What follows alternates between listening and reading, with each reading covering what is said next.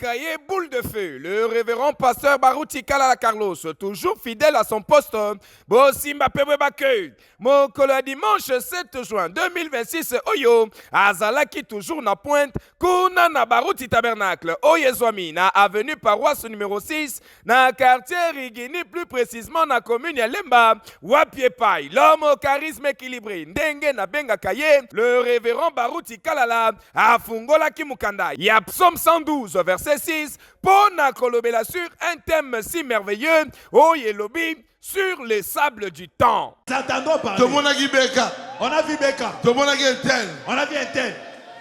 Bakonyonga. Bakonyonga. Soko monite. Si tu ne vois pas, Banda Mabondeli. commence à prier.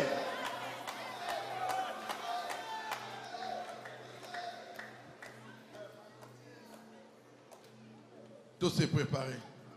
Préparons-nous. Tout s'est préparé. Préparons-nous. Je vois Jésus est déjà venu. D'autres presque, hier soir aussi ailleurs. Tout ça. Qu'est-ce qu'on fait alors ici? Au frère Bonhomme dit, De comment Malobi? tant Israël a dans la patrie, Quand Israël retournera dans sa patrie, dans 40 ans, dans 40 ans, Christ a goya. Christ reviendra. C'est vrai. Il y a solo. Il a dit ça. À l'Obango. Mais, Kasi. si vous avez une personne on a 12 heures. Si quelqu'un te dit, je vais te donner l'argent à 12 heures, Oui. tu viens, Au bin a pessioté. Abina la route. il te dit, bon, je n'en ai pas maintenant. Au sein. Qu'est-ce que tu feras? Les amours à Rosenga. C'est quelque chose que tu demandes. Les amours Ce n'est pas une dette. Christ a goya sur y a ligaya. Christ viendra quand il décidera de venir. Oh, toi, nous avons besoin. C'est dont nous avons besoin. Bisous pour ça. Arrangeons nos vies. Eh! Ah oui. Si vous souriez, Et s'il est venu, tout vous fait sauter. il n'y aura plus de mort. Si vous souriez, déjà. Si Jésus est déjà venu, Millionnaire, mais ça. où est le millionnaire alors? Yako simba pe koyeba na mateya oyo ezali nde ke l'homme de Dieu atalisi na libota na nkolo ete posa ya nzambe ezali ya komona mutu nyonso oyo andimela nkolo Yesu Kristo lokola mokonzi pe mobikisi ayeba kotika pe ba empreinte sur le table du temps. Donc, ezali maloba ya pamba te nde ekoprouve ke tozali ba Kristo kasi mingi ba œuvre pe témoignage na biso ya mikolo nyonso nde esengeli etalisa na posa bomo ya Kristo kati na biso. Na mokolo ya dimanche 7 juin 2026 oyo botika na sabino que rendez-vous sacré ya basantu ezalaki bel et bien respecté kuna na église les ambassadeurs pour Christ APC na Mokuse à l'occasion ya culte d'adoration et action de grâce oyo salemaki kitoko sous la mouvance du Saint-Esprit et surtout que peuple de Dieu bayaki tellement ebele pona ko participer na mayangani oyo bondimelanga que et comment kitangu ya Mateya, le prophète Gary Kenge a fungola ki mokanda ya Apocalypse chapitre 4 verset 1er pona kolobela na thème ya kitoko oyelobi monte ici et saisis ta révélation. Les yeux doivent s'ouvrir et nous devons voir. Oui. Nous devons voir et nous devons entendre. L'Esprit doit nous parler. Lorsqu'on rentre au cœur de la présence de Dieu, quelque chose doit se passer. On ne rencontre pas Dieu pour rien. On ne rencontre pas Dieu et rester la même personne. Dieu, quand on le rencontre, il se révèle.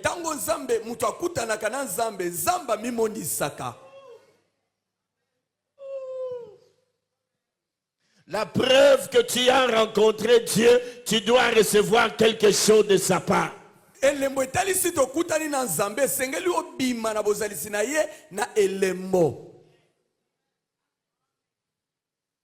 Comment tu peux rentrer en prière? Tu peux aller en retraite et en sortir sans avoir rien eu de la part de Dieu. ndenge nini okokende mabondeli oumeli obimi ozwi ata eloko moko te kota na nzambe. C'est bien de prier pendant longtemps, eza malamu kobondela ntango mais c'est molai. mieux de prier en profondeur. Amen. Kasi malamu motuya koleka kosambela na bozindo. Amen. Quand on prie dans la profondeur, Mutu asambeli na mozindo. on rencontre Dieu. Molai. Sans entrer dans la profondeur, Kosanga kokenda mozindo. on sera vide. Okobima maboko. Alors je ferai ceci. Boy nakosala boy. Je prierai longtemps, Amen. Nakosambela ntango mais je rentrerai dans la profondeur. na mozindo. Amen. Et là, Betango je wana. suis en train de creuser. Nazotimola. Et j'en sors. Eloko ya liboso. La première révélation qu'il reçoit, Emoniseli ya liboso azwi. c'est pas d'abord lui-même. Eza nanu ye moko te. C'est d'abord Dieu. Eza nanu Nzambe. Au commencement, Dieu Na ebandeli Nzambe. cherchait premièrement le royaume. Liboso boluka nanu bokonzi. Jésus se révèle d'abord. Yesu amimonisaka nanu.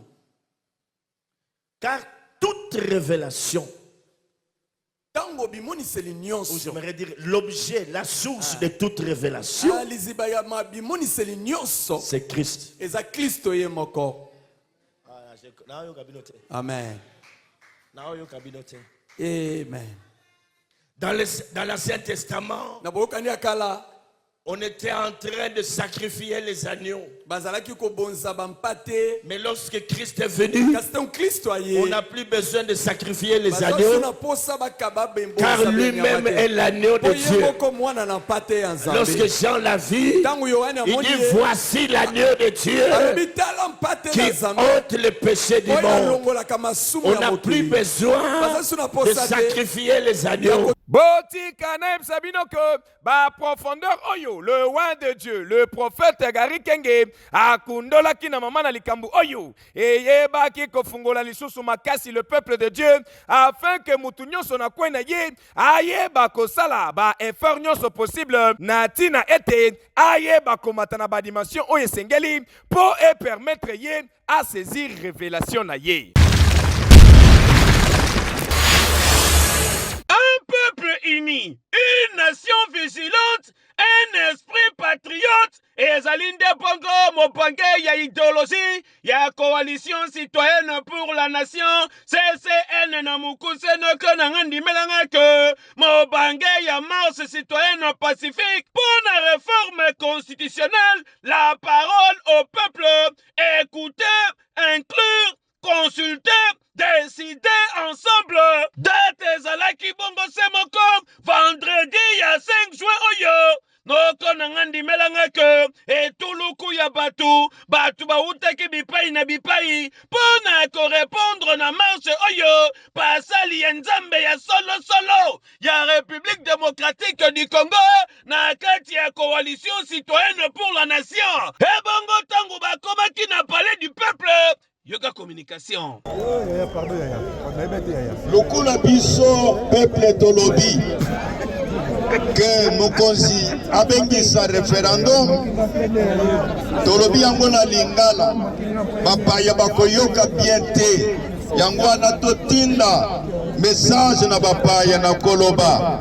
Vous tous, nous disons la communauté nationale, la communauté internationale, nous, représentants du peuple, dans la société appelée société civile citoyenne, à cause de tout ce qu'il y a comme discussion.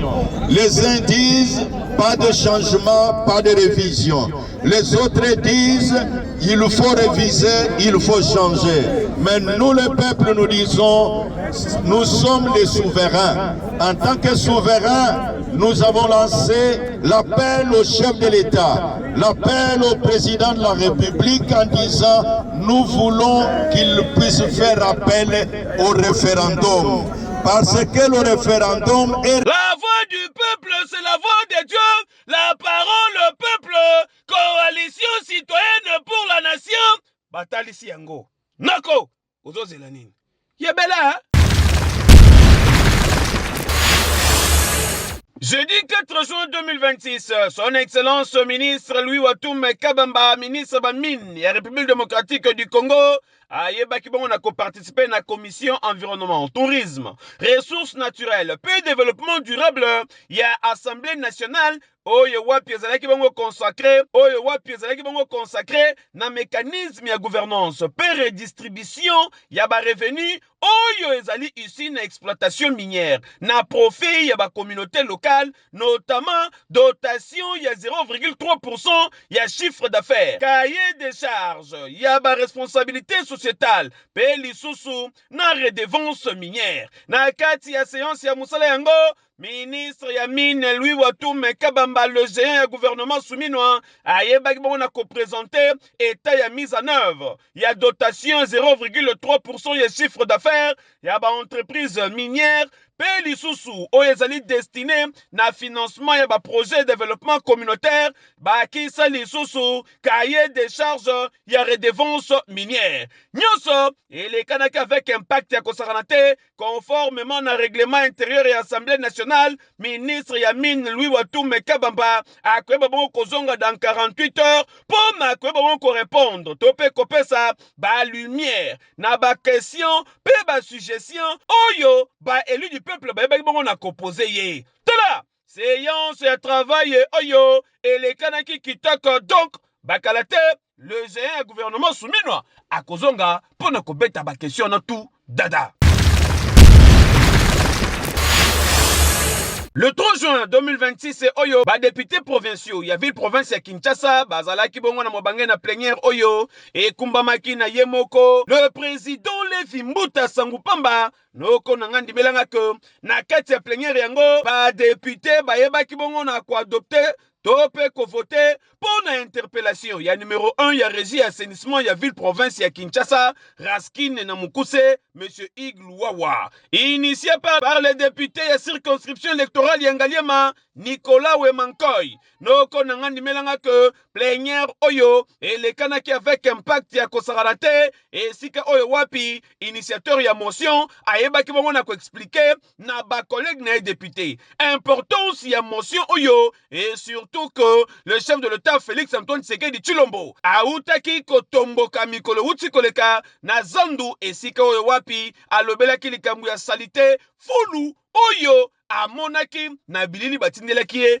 pe pesaki ye kanda. Ba élu du peuple ya ville province ya Kinshasa bandimaki pona kwebongo ko interpeller mokambi ya secteur yango. Kasi pona likambo oyo etali nomination générale Kasongo Kabwik na makambo assainissement ya ville province ya Kinshasa, bokanga boyeba ke ba député ya ville province ya Kinshasa ba réfléchissaki pe koloba ete ezali nde bongo général Kasongo Kabwik te yende akoyeba bongo ko réaliser ba étude concernant environnement ya ville province ya Kinshasa, parce que azali na logistique te akoyeba bongo ko utiliser ba engin ya ville province ya Kinshasa oyo esombama na mbongo ba contribuable congolais. Donc esengeli bokanga boyeba ke ya mbalo yo ba député ya ville province ya Kinshasa ba telemi ngben pona kosala musala na bango ndenge longo bani na yango eza molayi mingi na komeka ko yanula na yango.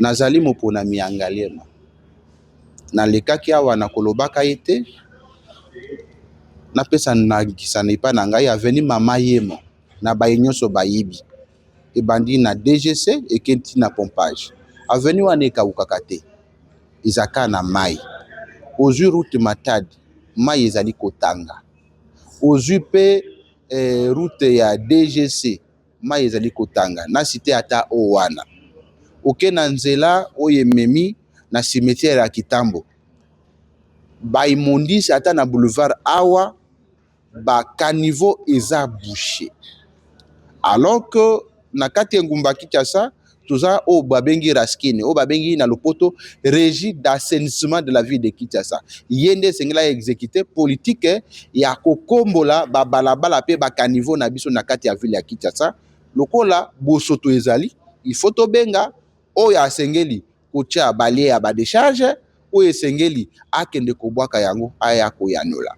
Na session passée na salaki ye question orale avec débat ya mwete mokonzi mboka aleka na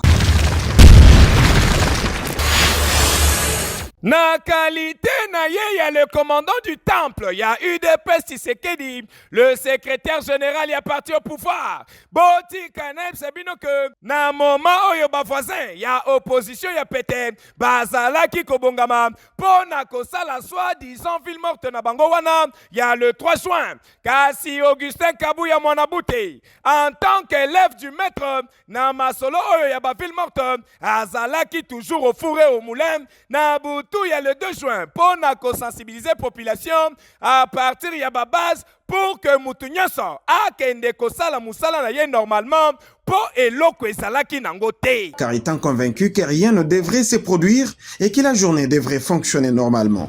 Lobby, il faut obima osala misala na bino ndenge bosalaka. Mutu akosa bino te. En tant qu'un vrai partisan de la paix, le président a eu des pèses.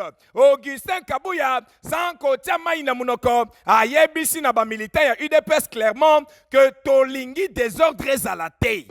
Baza ko monter ba plan na bango nyonso po baloba oh non botala baye ko tumbanda kwao neti awa na butwawa ndenge toza boyi naza ko senga na ba autorité o baza ko s'occuper na makambo ya sécurité.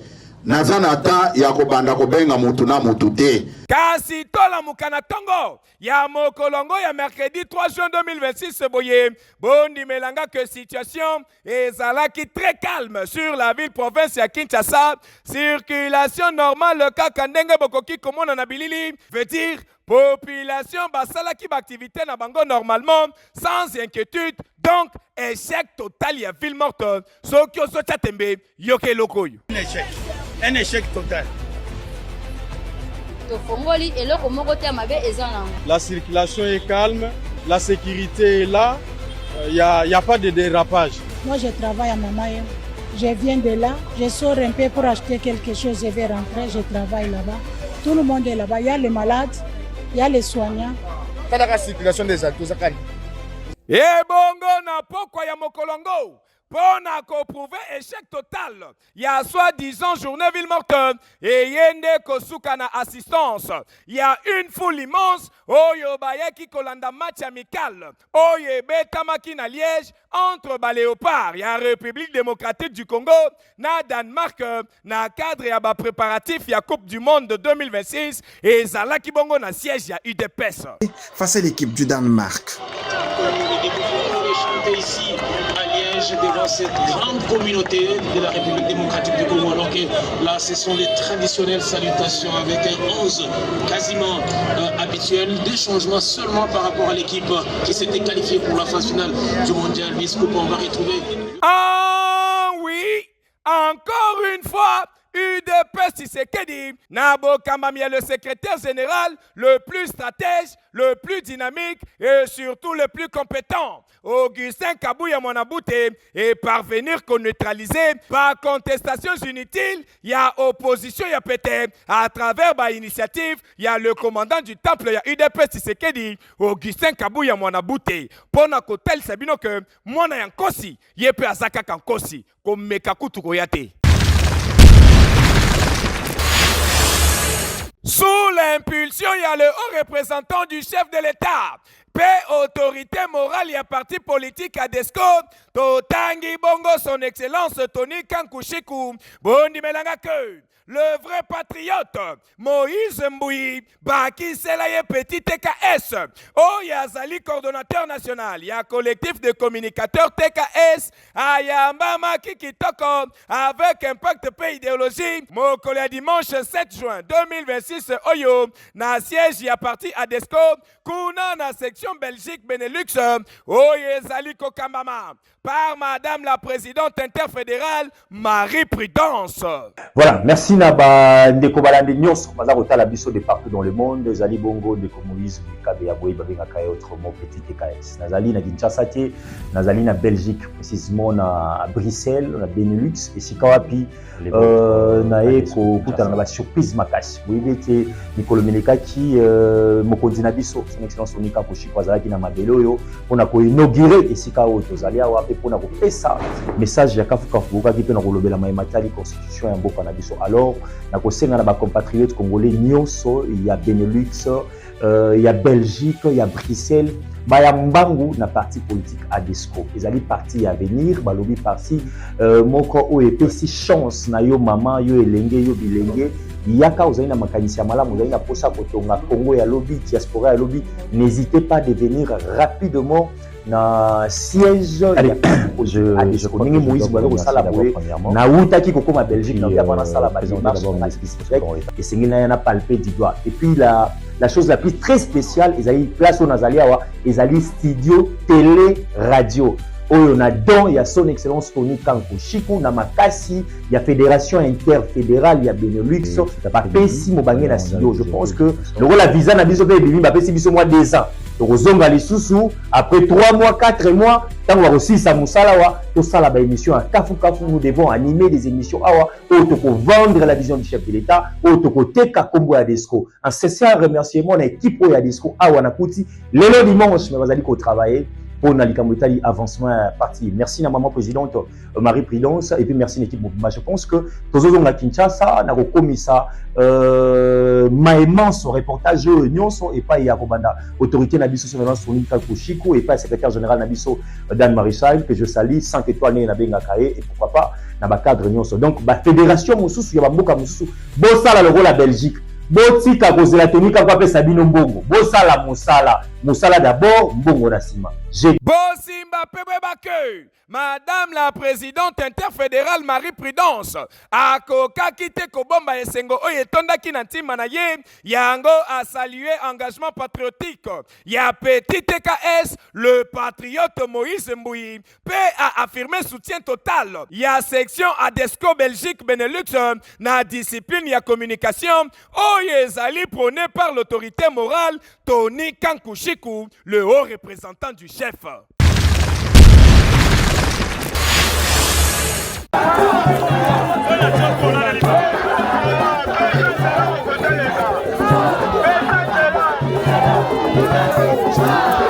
de temps mort, pas de ville morte. L'amour en action, ezalaka nde bongo, slogan na bango pe.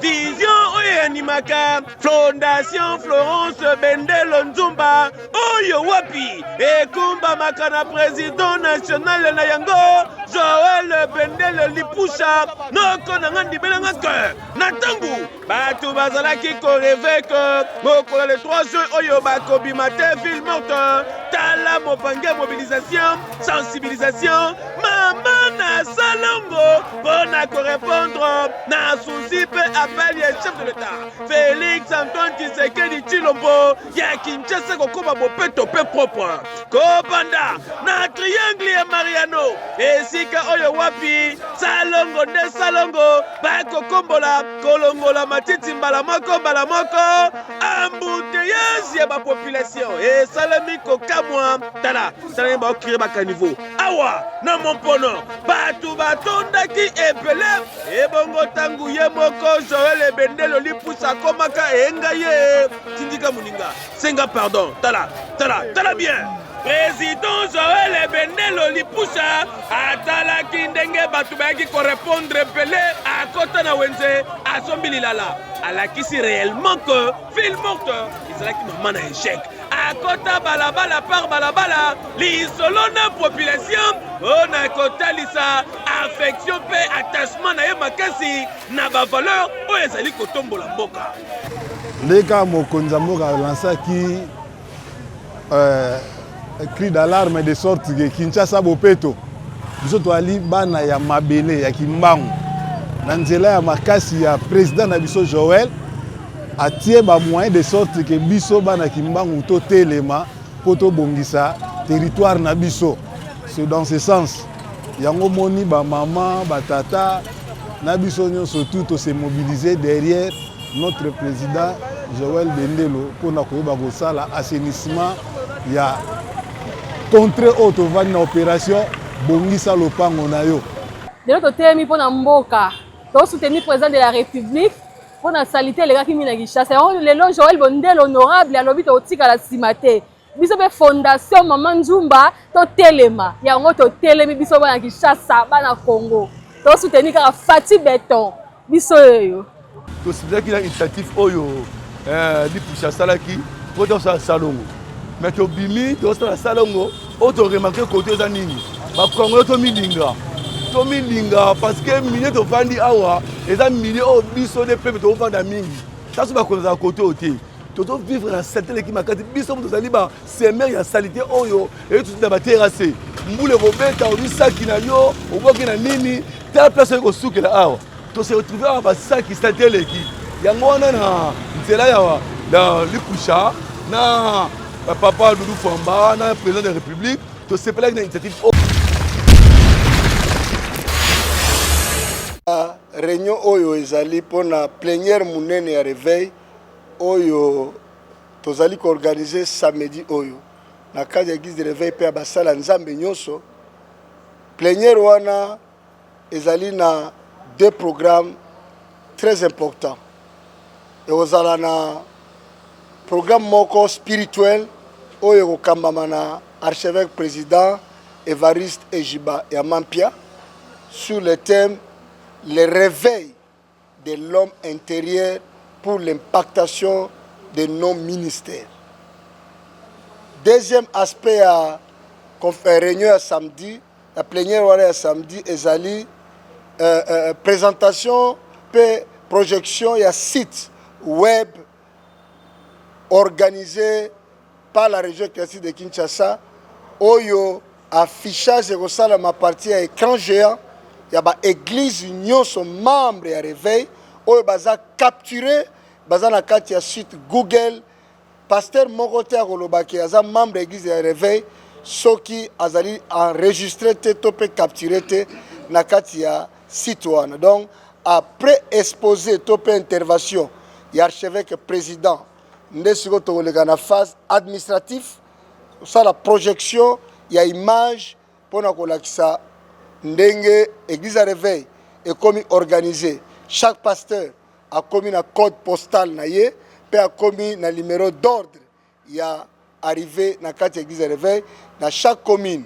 Donc vous avez la plénière vraiment très sensible, important pour nos pasteurs, topé ba serviteurs, ba servants de Dieu. Il y a ville province ya Kinshasa. Ba oyo nanu bazui capture na bangote, ba ya na Lumbango parce que mukolo ya samedi des projections Erosalema. Ba pasteur nyonso ya mouvement de réveil. Ba pasteur nyonso ya mouvement de réveil ba bengami na plénière wana samedi oyo le 13 juin.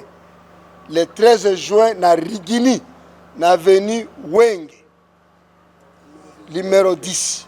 Wenge numéro 10 18 plutôt. Wenge numéro 18 na commune ya Lemba Rigini, quartier Salongo. Donc, avenue Wenge, numéro 18, na commune ya Lemba, Rigini, Salongo. Et vous avez la partie à 8h30, tina 12h. 8h30, tina 12h mise en place, et puis 9h, programme et bandi. Basali Nzambe Nyos, au bazar la ville province à Kinshasa, membre du mouvement de réveil, en particulier RC, Bazali obligé. Il y a répondre à l'appel parce que c'est une communication importante au archevêque président à Bongisi peut partie administratif projection il y a image na ba combo nyonso il y a site Google oyo et osala présenté officiellement samedi je crois ba officiel pe ba osala wana donc mutumoko azangate.